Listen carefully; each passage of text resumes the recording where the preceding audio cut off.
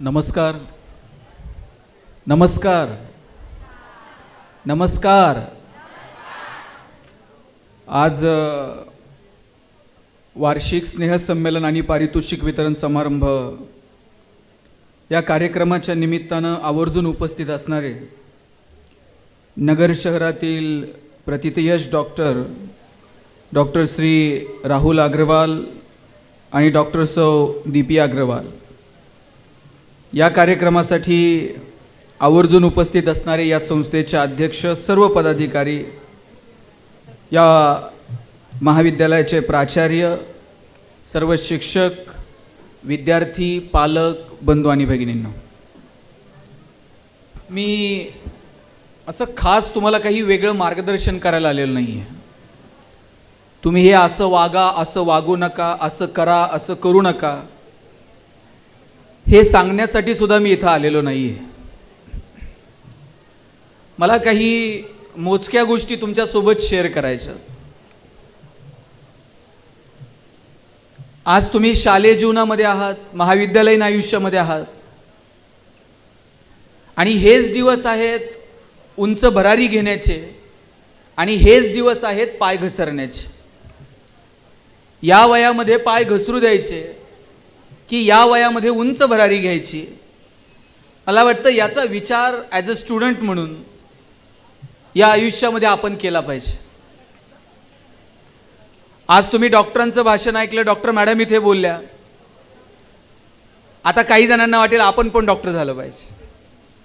कुणी एखादा प्रतिथयश इंजिनियर बघितला, आपल्याला वाटतं आपण इंजिनियर झालं पाहिजे। पण मला वाटतं आपण सगळेजण एकमेकांपेक्षा वेगळे आहोत। प्रत्येकाच्या स्ट्रेंथ वेगळ्या आहेत, प्रत्येकाचे विकनेस वेगळे आहेत, आजूबाजूला असणाऱ्या संधी वेगवेगळ्या आहेत। आपण आपल्या स्ट्रेंथ ओळखाव्यात, विकनेस ओळखावेत, आजूबाजूच्या संधी हेराव्यात, आणि नेमकं काय करायचं याचं एक प्लॅनिंग आपल्याकडे असावं। कुणीतरी म्हटलंय डॉक्टर व्हा म्हणून मला व्हायचंय, कुणीतरी म्हटलं इंजिनियर व्हा म्हणून मला व्हायचंय। बघा, ट्रेंड बदलत आहेत। एक काळ होता डीएडचा। डीएडला जर नंबर लागला आणि दोघं नवरा बायको जर शिक्षक म्हणून रुजू झाले, परत त्यांनी मागं वळून बघायचंच नाही। इतकी क्रेज होती डीएडची। आता डीएड कॉलेजेसची अवस्था काय? आता बहुतांशी डीएड कॉलेजेस बंद होण्याची वेळ आली। त्यानंतरचा बूम होता इंजिनिअरिंगचा। गावात एखादाच इंजिनियर असायचा। गावात जर पाहुणे आले आणि पाहुण्यांनी जर विचारलं ना, इंजिनियर साहेब कुठं राहतात, सगळं गाव त्या पाहुण्याला इंजिनियरच्या घरी नेऊन सोडत होतं। आता तुम्ही गावात जाऊन विचारा इंजिनियर साहेब कुठं राहतात, ते म्हणते नाव सांग, प्रत्येक घरात 4 आहेत। आणि आता आफ्टर कोविड मेडिकलचा बूम आहे।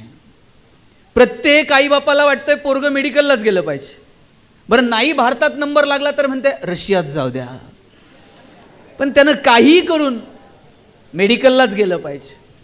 इथं जे काही पालक आहेत सगळे, मला आत्ता अध्यक्ष साहेब सांगत होते, आमच्याकडे असणारे विद्यार्थी हे सगळे सामान्य कुटुंबातले विद्यार्थी आहेत। सगळ्यांची परिस्थिती जेमतेम आहे, आणि म्हणून माझी पालकांना पण विनंती आहे, काही गोष्टी पोरांवर लादण्यापेक्षा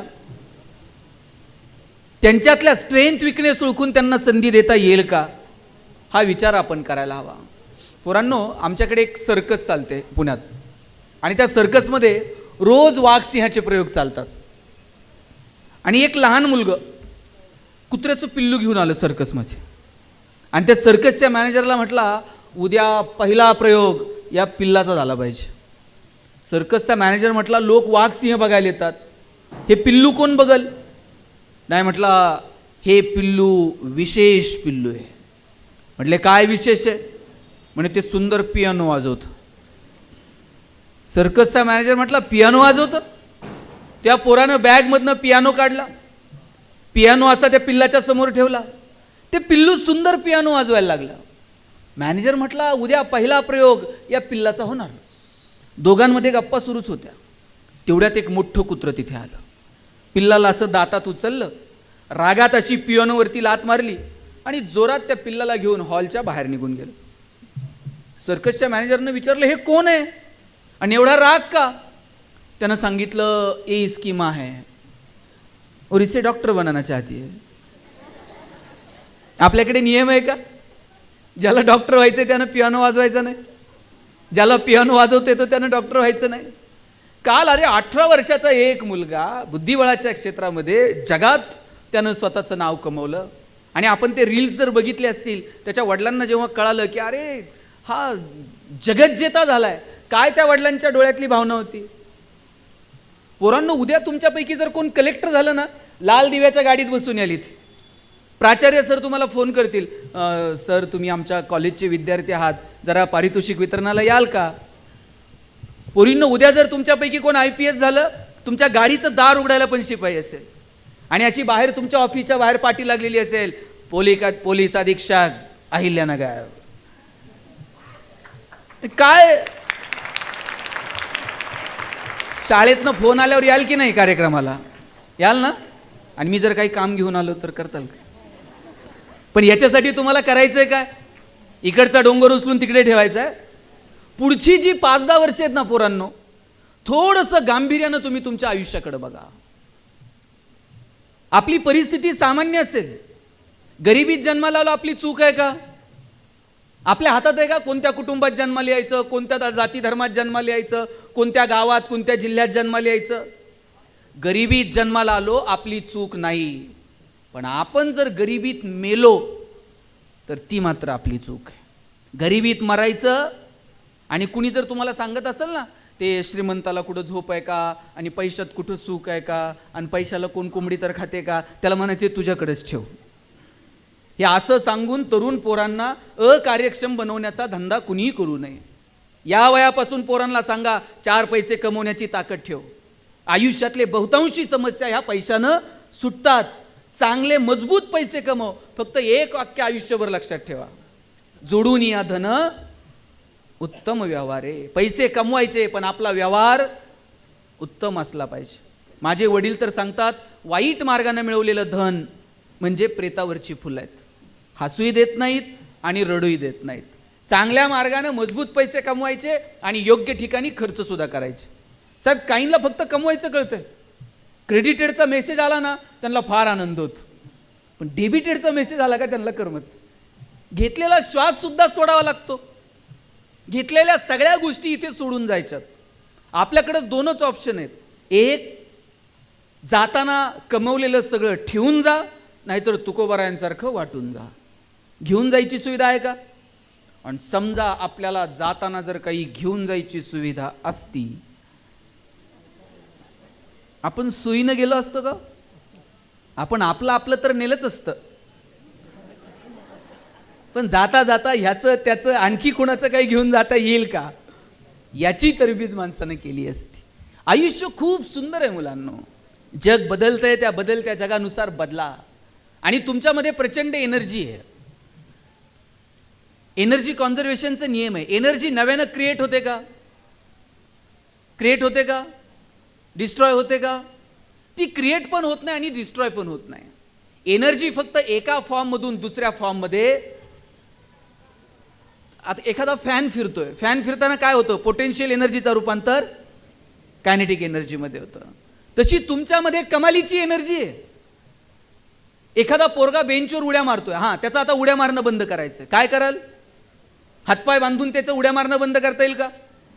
ती एनर्जी फक्त डायव्हर्ट करावं लागेल. त्याला सांगावं लागेल, उड्याच मारायच्यात ना, बेंचवर नाही, चल बरं जरा स्टेजवर गॅदरिंगच्या दिवशी तालासुरात उड्या मार. कदाचित लोक म्हणतील तू नाचतोय. एखादा जोर जोरात ओरडतोय, त्याचं ओरडणं बंद करायचं. तोंडात बोळा घालून त्याचं ओरडणं बंद करता येईल का? त्याला सांगावं लागेल, ओरडायचंय ना, मी सूर लावते जरा सुरात. लोक म्हणतील तू गातोय. एखादा शिव्या देतोय, त्याचं शिव्या देणं तुम्ही कसं बंद करणार आहात? छडी घेऊन नाही बंद करतायच. त्याला सांगावं लागेल, द्यायच्यात ना, अशा नाही, इथे नाही. भारतात अजून अशी ठिकाणं आहे जिथे द्याव्या लागतील. आपण ठरवूयात ना कुठे, कधी, कशा पद्धतीनं.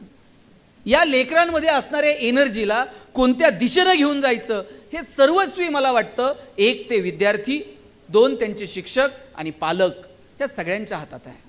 आणि इथं शिक्षकांची सुद्धा भूमिका खूप महत्त्वाची आहे.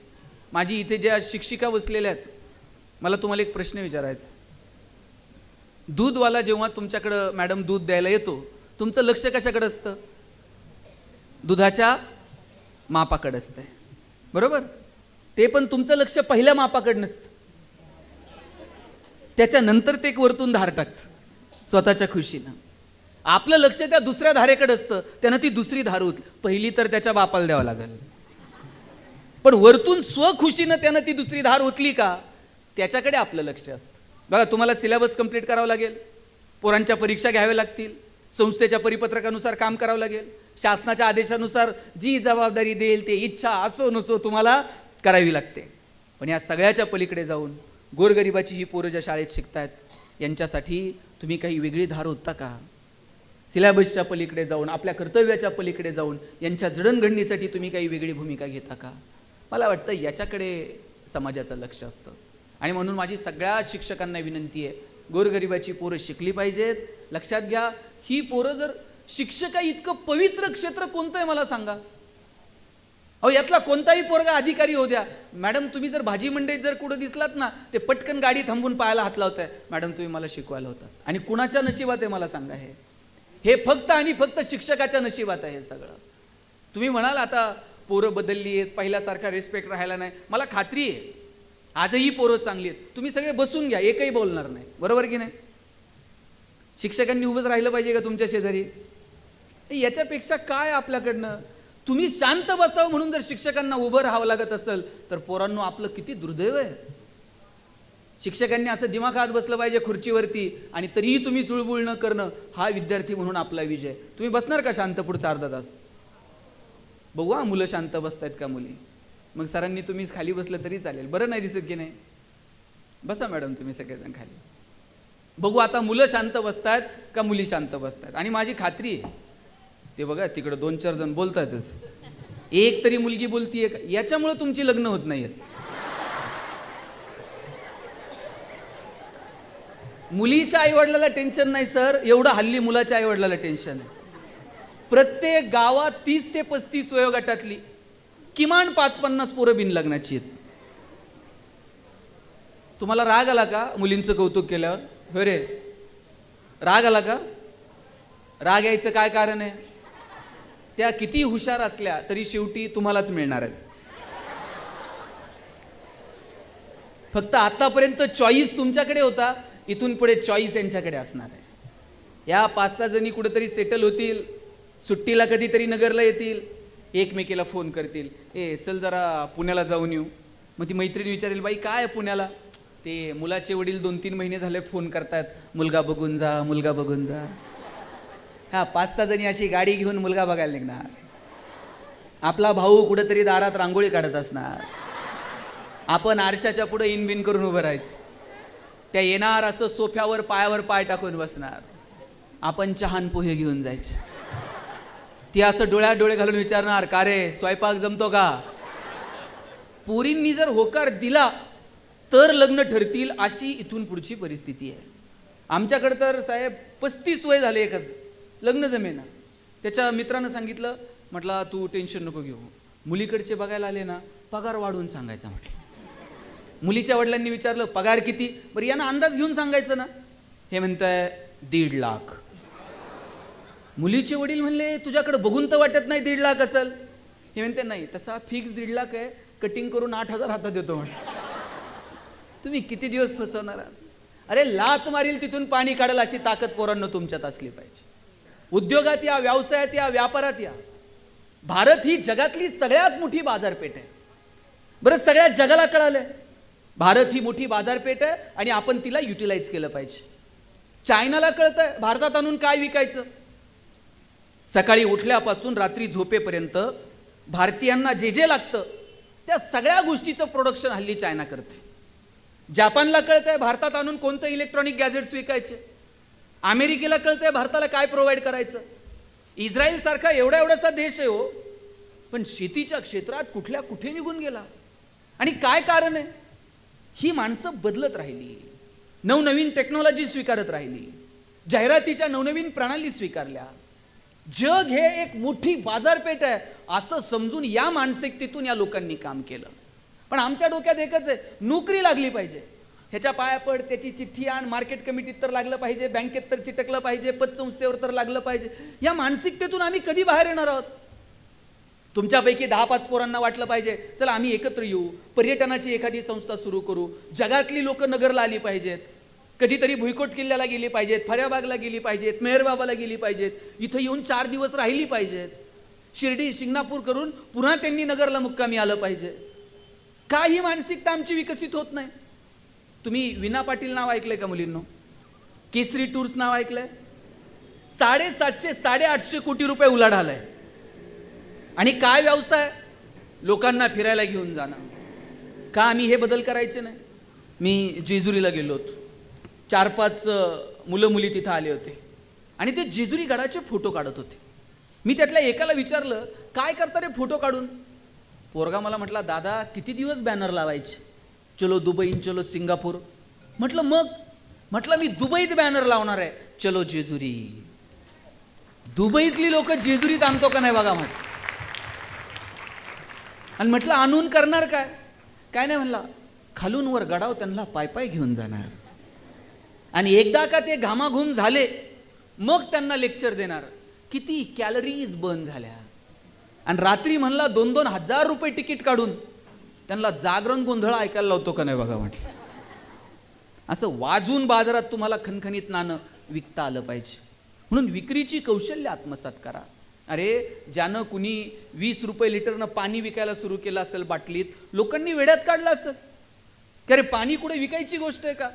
दूध आमचं 20 रुपये लिटरनं जायना, तुम्ही पाणी विकायला लागलाय. पण आज तुम्ही कोणत्याही कार्यक्रमात जा, पाण्याची बोटल आहे, सवय लागली लोकांना. पूर्वी तांब्या असायचा, फुलपात्र असायचं, आता तांब्या फुलपात्र राहिलं नाही. आणि ठेवलं तर कोण पितंय? कुठून आणलंय कुणाच ठाऊ.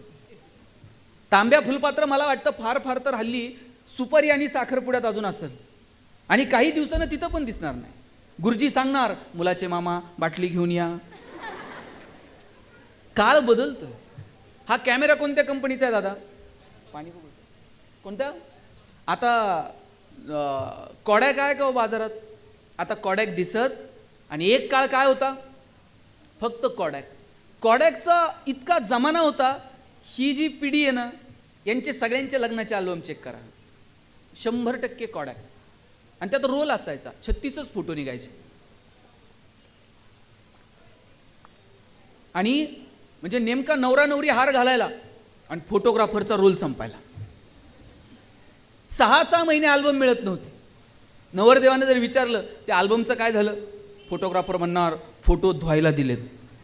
कोणत्या नदीवर जात होतं कुणास ठाऊक. आता कॉडॅक बाजारात. आमच्या पिढीनं, शेखर कॉलेजला असताना पहिला फोन जर कोणत्या कंपनीचा घेतला होता? नोकिया. आता नोकिया आहे का? का नाहीये?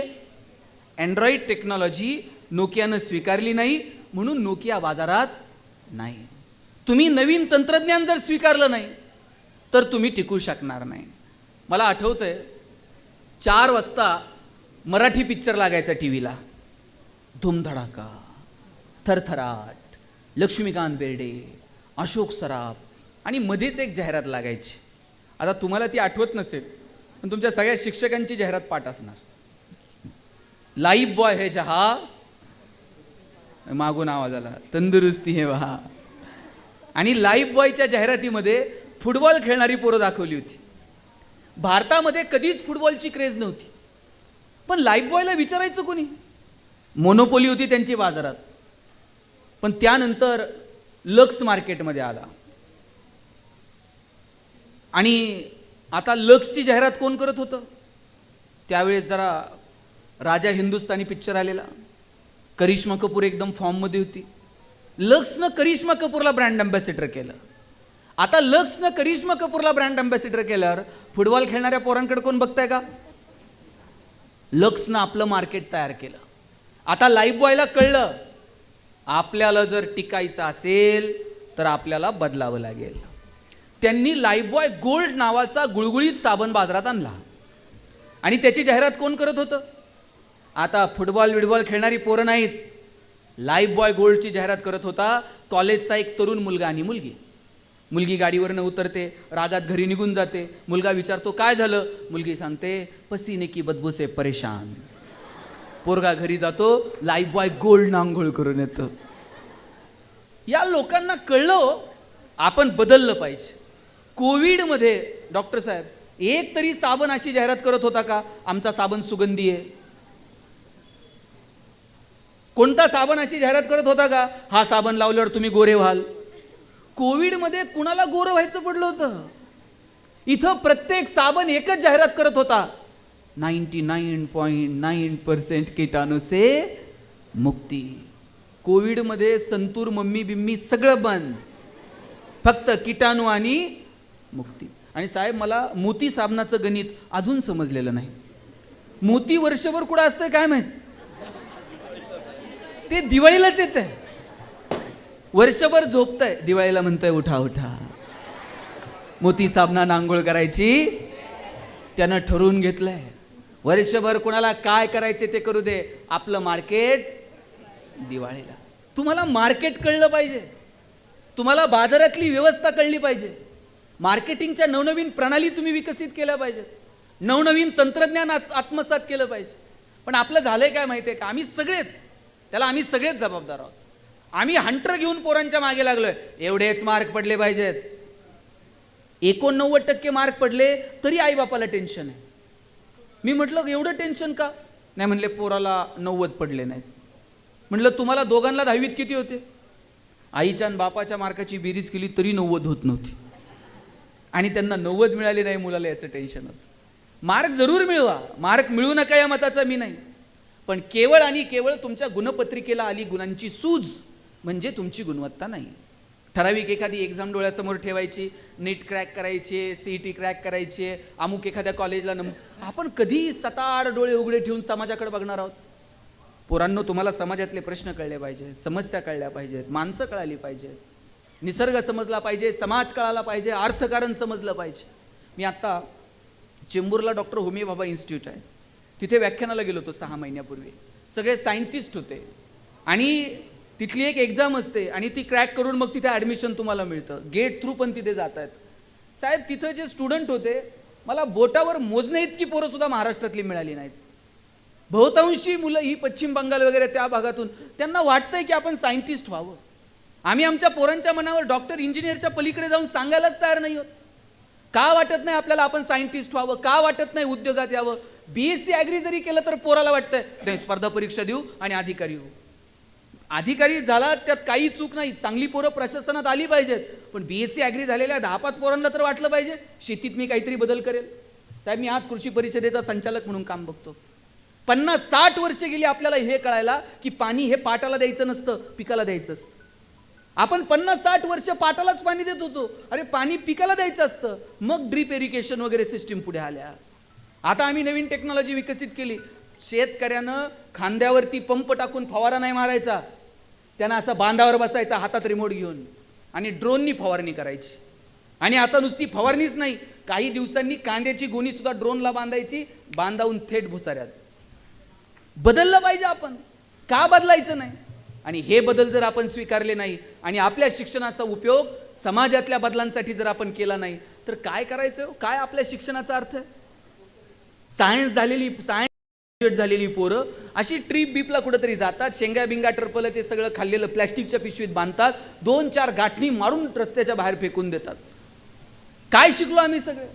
मी बघतो शिकलेली, आता मी इकडे बघतो हिंजवडीला वगैरे सकाळी घाई गडबडीत दोघं नवरा बायको गाडीवरनं निघतात, कचऱ्याची बॅग बाई मागच्या मागं गाडीवर बसून फेकते कचरा कुंडीत.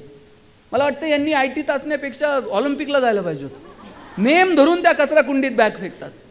कितीतरी अस्ताव्यस्त पडलेलं असतं. एक गाय मुंबईला मरून पडली, तिचं पोस्टमॉर्टम केलं तर तिच्या पोटामध्ये साहेब 75-80 किलो प्लॅस्टिक सापडलं. समुद्रामध्ये प्लॅस्टिकचं बेड तयार झालं. पंजाब हरियाणामधून रोज एक कॅन्सर पेशंटची ट्रेन दिल्लीला जाते. आता आम्ही गावाकडे परवा हेल्थ चेकअप केलं. वय वर्ष 65च्या पुढच्या 15 ते 20 माणसांना इमिजिएट अँजिओप्लास्टीची गरज होती. किती गोष्टींवरती काम करणं गरजेचं आहे. इथं अनेक माता भगिनी बसलेल्या आहेत. आरोग्याच्या क्षेत्रात आमूलाग्र बदल होणं गरजेचं आहे. संशोधनाच्या क्षेत्रामध्ये पोरापोरींनी आलं पाहिजे. मला वाटतं केवळ विकास म्हणजे आपल्याला किती पॅकेज, आयुष्यात एक बंगला, एक गाडी, फार फार तर इकडे एखादं फार्म हाऊस, एवढा बँक बॅलन्स. 140-45 कोटी लोकसंख्या आहे पोरांनो भारताची. हजारो लोक रोज जन्माला येतात आणि मरतात. त्यांच्या नावाची नोंद सुद्धा इतिहास ठेवत नाही. आपल्यालाही असंच आले आणि गेले, असंच जर मरायचं असेल तर मग जसं जगायचंय तसं जगा. पण आपल्याला जर वाटत असेल की नाही, मी जे शिक्षण घेतलंय त्याचा समाजाला वापर झाला पाहिजे, तर त्याच्यासाठी चौकटीच्या पलीकडे जाऊन काम केलं पाहिजे. आणि ती मानसिकता आपली तयार झाली पाहिजे. भारत माझा देश आहे, प्रतिज्ञा घेता की नाही रोज? भारत माझा, सारे भारतीय माझे, माझ्या देशावर माझे. रोज घेता की नाही प्रतिज्ञा? एकदाच घ्यायची असते आणि आयुष्यभर पाळायची असते. आपल्याकडं रोज प्रतिज्ञा असते. सरांना माहिती आहे हे रात्रीतनं इसरतंय, उद्या परत द्यावी लागेल. आणि आमचं त्या प्रतिज्ञेत लक्ष पण नसतं की त्याच्या खांद्यावर हात ठेवल, ते त्याच्या खांद्यावर हात ठेवल, कधी प्रतिज्ञा संपेल इकडेच आमचं लक्ष असतं. अरे आपण आपल्या देशासाठी काय योगदान देऊ शकलो? भगतसिंग, राजगुरू, सुखदेव, अरे वय होतं का? पण त्या वयामध्ये मृत्यूला कवटाळलं केवळ या देशाला स्वातंत्र्य मिळावं म्हणून. बरं, मला वाटतं आपल्यावर आता एवढ्या मोठ्या जबाबदाऱ्या नाही आहेत. आता आपल्याला आपलं कुटुंब, आजूबाजूचा परिसर आणि समाजासाठी काय करता येईल यासाठी दिलेलं योगदान, या 2-5 गोष्टींवर तर काम करायचं आहे. मला वाटतं हे काम जर आपण करू शकलो तर येणारा काळ सुंदर असेल. आणि मला इथं बसलेल्या सगळ्या मुलामुलींना शेवटचे 2 मिनिट घेतो, इकडे लक्ष द्या. मला इथं बसलेल्या तरुण पोरांना सांगायचं आहे, मागची सगळी मुलं, पोरांनो तुमची उंची आता वडिलांच्या खांद्याला आली, बरोबर? तुमची चप्पल वडिलांच्या पायाला यायला लागली, वडिलांची चप्पल तुमच्या पायाला यायला लागली. एकदा पोरगा बापाच्या खांद्याला आला आणि बापाची चप्पल पोराला यायला लागली ना, बाप रागवत नाही, चापट मारत नाही. 1ली-2रीत होतो, चुकलं तर पटकन चापट मारत होते. पोरगा एकदा 9वी-10वीला गेला, वडील मारत नाही. अशा वेळेला तुमच्या वडिलांच्या डोळ्याची भाषा समजून घ्या. काय अपेक्षा आहे तुमच्या वडिलांची? वडिलांची इतकीच अपेक्षा, अरे मी आयुष्यभर कष्टात काढले, लेकरा बाळांसाठी जेवढे कष्ट करता येतील तेवढे कष्ट मी करायला तयार आहे. पण एक दिवस असा आला पाहिजे की माझ्या पोराच्या नावानं माझी ओळख झाली पाहिजे. आत्तापर्यंत तुमची ओळख काय? अमुक अमुक यांचा मुलगा, अमुक अमुक यांची मुलगी. एक दिवस असा आला पाहिजे तुमच्या नावानं तुमचे आई वडील ओळखले गेले पाहिजे. उद्या डॉक्टर झालात, लोक काय म्हणतील, ते डॉक्टर साहेब आहेत ना, त्यांचे वडील आहेत बरं का. त्या इंजिनियर मॅडम आहेत ना, त्यांची आई आहे बरं का. त्या लेखिका आहेत ना, हे त्यांचे वडील आहेत. हे तहसीलदार साहेब आहेत ना, ही त्यांची आई आहे. तुमच्या नावानं तुमच्या आईवडिलांची ओळख झाली पाहिजे, इतकं कर्तृत्व करून दाखवा. आणि पोरींनो, तुमच्यावर तर तुमच्या वडिलांचं विशेष प्रेम असतं. माझा दावा आहे, वडिलांचं जेवढं प्रेम मुलावर असतं ना, त्याच्यात थोडं तरी जास्त प्रेम बापाचं त्याच्या मुलीवर असतं. तुमच्यावर पण. मला काय भांडणं नाही लावायची तुमच्या, पण जे खरं आहे ते, तुम्ही वडिलांना काही मागून बघा पोरांनो. वडील म्हणणार देतील, पण 2 दिवस थांब, पगार हो दे, मग बघू. तुम्ही 500 रुपये मागितले तर वडील 50 रुपयापासून सुरू करणार. आणि पोरीनं काय मागू द्या बरं, बापाला असं वाटतं कधी निघून देईल आणि कधी नाही. त्याचं कारण आहे, ज्या दिवशी मुलगी जन्माला येते ना, त्या दिवशी वडिलांच्या मनात 2 विचार चमकून जातात. एक मुलीचं शिक्षण आणि दुसरं मुलीचं लग्न. 1-1 रुपया वडील बाजूला काढून ठेवत असतात. स्वतः फाटलेली तुटलेली चप्पल घालतील, पण पोरीला मात्र शाळेत जायला सायकल घेऊन देतील, गाडी घेऊन देतील, बसचा पास काढून देतील, हॉस्टेलची फी भरतील, तिला चांगले शूज घेऊन देतील. स्वतः इकडं बाप फाटलेलं बनियन घालल, पोरीला मात्र चांगला ड्रेस घेऊन देईल. पोरीच्या लग्नात तर बाप असा फेटाबिटा घालून मिरवत असतो. दिवसभर बापाची मान उंच असते. कन्यादान झालं ना, मग बाप मान खाली घालतो, जावायच्या हातात हात देतो आणि सांगतो, तळ हाताच्या फोडासारखी जपली, सांभाळून घ्या. दिवसभर वडिलांच्या डोळ्यात थेंब येत नाही. पण पोरीची गाडी एकदा निघून गेली ना, खांबाच्या पलीकडे जाऊन एकटाच रडतो तो बाप असतो. अरे कॉलेजवरून यायला पोरीला 10 मिनिट जर उशीर झाला ना, बाप 10 मिनिटात 10 वेळा आईला विचारतो, कुठपर्यंत आली बघ ग. ते तुम्हाला थेट फोन पण लावत नाही, त्या आईच्या मागला कुठपर्यंत आली बघ, जरा फोन कर. वडील तुमच्यासोबत थोडंसं अंतर ठेवून वागतात, पण बापाचं तुमच्यावर विशेष प्रेम असतं. माझी विनंती आहे सगळ्या मुलींना, कधीच बापाची मान शिरमेनं खाली जाईल असं वागायचं नाही. बापाला अभिमान वाटला पाहिजे, अरे काय माझी राणी जन्माला आली, काय तिनं कर्तृत्व करून दाखवलं, काय माझा पठ्ठ्या जन्माला आला. आई बापानं तुमच्यासाठी टाळ्या वाजवल्या पाहिजेत. इतकं मोठं काम तुम्ही तुमच्या आयुष्यात करा. आयुष्य सुंदर आहे, या सुंदर आयुष्याचा मनापासून आनंद घ्या. काय करायचं आपण आपल्या आयुष्यामध्ये ते ठरवा. चुटकीशीरशी हे दिवस निघून जातील. आत्ता फालतू जोक क्रॅक करणं, कोणतं आपल्याकडे बघून हसतंय यात छान छान वाटतं. आत्ता दिवस निघून जातील आणि मार्केटमध्ये आल्यानंतर एक एक रुपया कमवायला किती अक्कल लागते आणि किती घाम गळावा लागतो हे मार्केटमध्ये आल्यानंतर कळायला लागतं. म्हणून जे काही दिवस आहेत ना ते मस्त जगा. आयुष्यात छोट्या छोट्या क्षणांचा आनंद घ्या. चांगली पुस्तकं वाचा, चांगले चित्रपट बघा, चांगल्या नाटकांना जा, चांगल्या माणसांना भेटा. तुमच्या ग्रंथालयामध्ये चांगली पुस्तकं आहेत, ती चांगली पुस्तकं वाचा. पैसे कमवायचे तर जरूर कमवायचे, पण आयुष्य कशासाठी जगायचं हे काही आयुष्याची तत्व आपल्याकडे असली पाहिजेत. आणि म्हणून अवांतर वाचन, चांगलं लिहिणं, चांगलं ऐकणं, चांगल्या लोकांना भेटणं, यातून आपल्याला आपला सर्वांगीण विकास करता येईल का पोरांनो, याची काळजी आपण आपल्या आयुष्यामध्ये घेतली पाहिजे. तुम्ही सगळे एकमेकांपेक्षा वेगळे आहात, तुमच्यातलं वेगळेपण ओळखा. मी जेव्हा कॉलेजला गेलो पुण्याला, माझ्या सरांनी मला विचारलं, गणेश तुला MBA कशात करायचं. मी म्हटलं मला ह्युमन रिसोर्स मॅनेजमेंटमध्ये MBA करायचं. सर प्रत्येकाला विचारायचे कोण MBA कशात करणार. आमच्या वर्गात एक बोबडं बोलणारं पोरग होतं, त्याला विचारलं तुला MBA कशात करायचं. त्यानं सांगितलं मला मार्केटिंगमध्ये MBA करायचं. म्हटलं सर म्हटले तुला नीट बोलता येत नाही, तू मार्केटिंगमध्ये काय MBA करतो, तुझं बॅकग्राऊंड कॉमर्स आहे, तू फायनान्समध्ये MBA कर. पोरग वर्गात उठून उभं राहिलं, म्हणला सल कलनाल तर मार्केटिंगमध्ये MBA कलनाल नाही तर शिकणार नाही. म्हटलं सर म्हटले तुला काय करायचं ते कर, आपण परीक्षा घेऊ आणि शोधू कुणामध्ये मार्केटिंगचं टॅलेंट. म्हटलं ठीक आहे. आता काय परीक्षा, आम्हाला 100 रामायणाच्या प्रती दिल्या आणि सांगितलं या बाजारात जाऊन विकून यायच्या, ज्याच्या सगळ्यात जास्त विकल्या जातील आपण समजूयात याच्यामध्ये मार्केटिंगचं टॅलेंट आहे, त्यांना मार्केटिंगमध्ये MBA करायचं. म्हटलं ठीक आहे, 100 रामायणाच्या प्रती विकायला काय लागतंय, अशा बाजारात जाऊन विकून येऊ.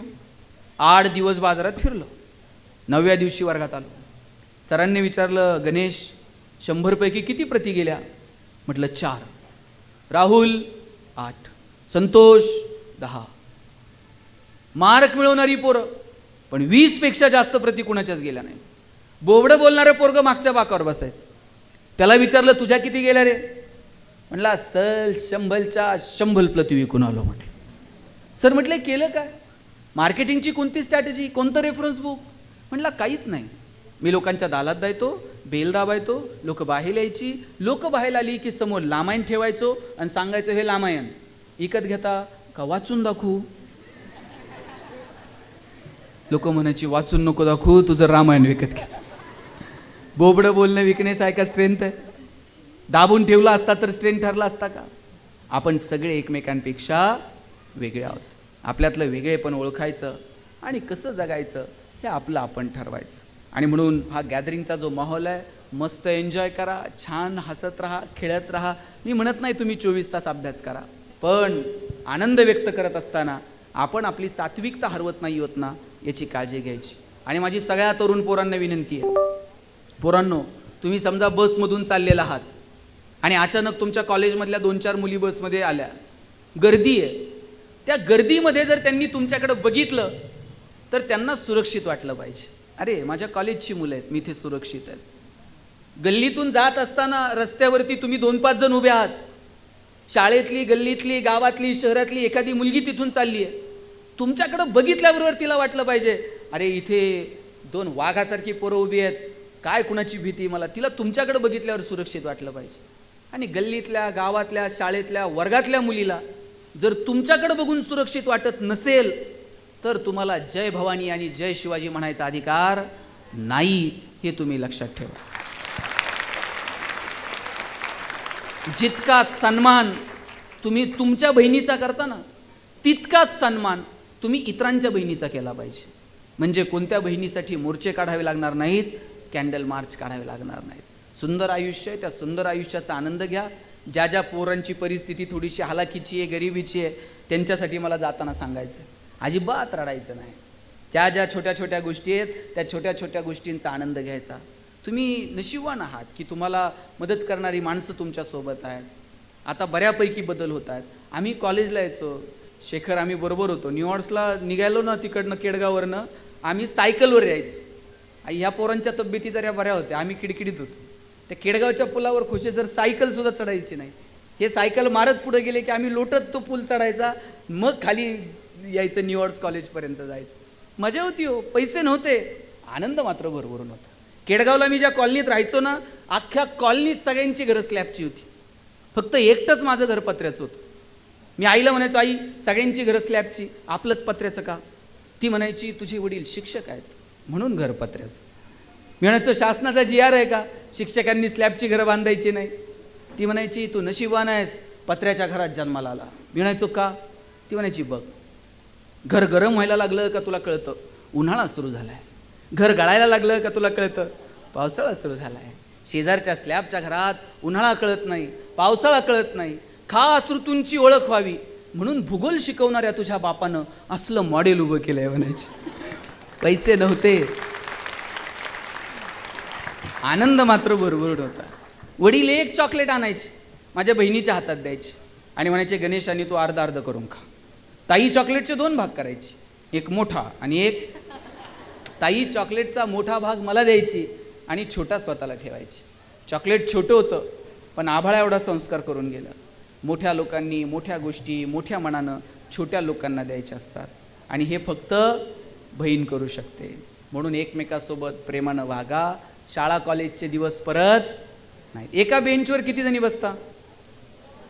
2 जण. आम्ही 3-3 जण बसायचो आणि कर्कटकनं अशी रेष मारून जागा वाटून घ्यायचं. तुझा हात इकडं का, तुझं दप्तर इकडं का. शेवटच्या दिवशी बाईंनी उभं केलं, मला म्हणल्या, गणेश बेंच इथंच राहणार आहे, तू फक्त वर्गात नसणार आहेस. तुम्ही ज्या बेंचवर आता बसताय ना, या खोसे सरांना, अध्यक्ष, या सगळ्यांना विचारा, त्या बेंचवर आधी कितीतरी जण बसून गेलेत. तुम्ही जाल, पुढचं कुणीतरी येऊन त्या बेंचवरती बसणार आहे. आपण मालक, आपण विश्वस्त आहोत. सांभाळायचं, पुढच्या पिढ्यांच्या हवाली करायचं आणि ज्या दिवशी तिकीट येईल त्या दिवशी जगाचा निरोप घेऊन निघून जायचं. इतकं सुंदर आयुष्य आहे. म्हणून जे शाळेतले क्षण मिळालेत ते आनंदानं जगा. शाळेतले दिवस परत नाहीत. आणि या पोरापोरींचं जगणं जर शोधायचं असेल ना मॅडम, हे तुम्हाला गृहपाठांच्या वह्यात सापडणार नाही. यांच्या वर्गपाठाच्या वह्यांची मागची 2-4 पानं वाचायची. यांचं जगणं तिथं लपलेलं असतंय. मेहंदीचं डिझाईन, रांगोळी, पोरांनी तर किती किती नावं खुडून खुडून पुन्हा पुन्हा लिहिलेली असतात. ही त्यांचं त्यांनाच माहिती. पोरांचं जगणं सापडतं हे वह्यांच्या शेवटच्या पानांमध्ये. ती शेवटची पानं जर आपल्याला कळाली तर यांचं जगणं समृद्ध होईल. म्हणून तुम्हा सगळ्यांना तुमच्या भावी आयुष्यासाठी मनापासून शुभेच्छा देतो. आदरणीय खोसे सर हे आमचे शिक्षक आहेत आणि गेल्या अनेक वर्षांपासून सरांचे आणि माझे ऋणानुबंध आहेत. मला वाटतं मधल्या कार्यक्रमात आमची भेट झाली, इथे आपलीही भेट झाली, इथे आमदारांनी ठेवलेल्या कार्यक्रमात. आणि त्यानंतर सगळ्यांनी मला फोन केला की आमच्या विद्यार्थ्यांशी संवाद साधण्यासाठी आपण यावं. या निमित्तानं तुम्हा सगळ्यांशी संवाद साधता आला. तुम्ही मस्त राहाल, तुमची इच्छा, आकांक्षा, स्वप्न तुम्ही पूर्ण कराल अशी अपेक्षा बाळगतो. तुम्हा सगळ्यांना शुभेच्छा देतो आणि थांबतो. जय हिंद, जय महाराष्ट्र. प्राचार्य सरांनी सांगितलंय कविता सादर करा. ती कविता तुम्ही सगळ्यांनी बॉईज 4 मध्ये ऐकली असेल. मी कॉलेजला असताना ती कविता लिहिली होती आणि मग ती चित्रपटात आली. मला लिहिता येतं बऱ्यापैकी, पण गायला गळा लागतो. माझ्याकडे नरड आहे, चालेल का? 1-2 कडवी तुमच्यासाठी सादर करतो. काय सांगू राणी मला गाव सुटना, कसं सांगू राणी मला गाव सुटना. बंद गळ्या मंदी माझ मावे नाग अंग, चिंच्या कापडा मंदी दुनिया झाली कशी तंग. जो तो आहे राणी आपल्या धुंदीमध्ये दंग, माणसांनी माणसांचे सोडले का रंग. म्हाताऱ्याच्या धोतराची गाठ सुटना, काय सांगू राणी मला गाव सुटना. पारी आली सरी गेली झाली त्याची तारी, पदव्यांच्या ढिगाऱ्यात पाटी राहिली कोरी. कॉलेजाच्या कट्ट्यावरती गर्दी झाली सारी, आपऱ्या चिपऱ्या कपड्यामंदी फिरती साऱ्या पोरी. म्हातारीच्या डोहीवरला पदर हटना, काय सांगू राणी मला गाव सुटना. शहरातली गाडी बघा धुमच गाणं गाती, भावनांनी भावनांशी तोडली कनाती. ओल चिंब पावसात ओली चिंब माती, शारदाच्या चांदण्यात भिजल्या कागराती. सर्जा राजाची जोडी माग हटना, काय सांगू राणी मला गाव सुटना. गावाकडची माणसं आमची कशी साधी भोळी, प्रेमाच्या या रंगामध्ये रंगते आमची होळी. दिवाळीच्या सणासाठी जमली ही मंडळी, सुरसुरीच्या सुरामंदी चाखू पुरणपोळी. चुलीवरल्या भाकरीची चवही सुटना, काय सांगू राणी मला गाव सुटना. कसं सांगू राणी मला गाव सुटना, गाव सुटना, गाव सुटना. थँक्यू.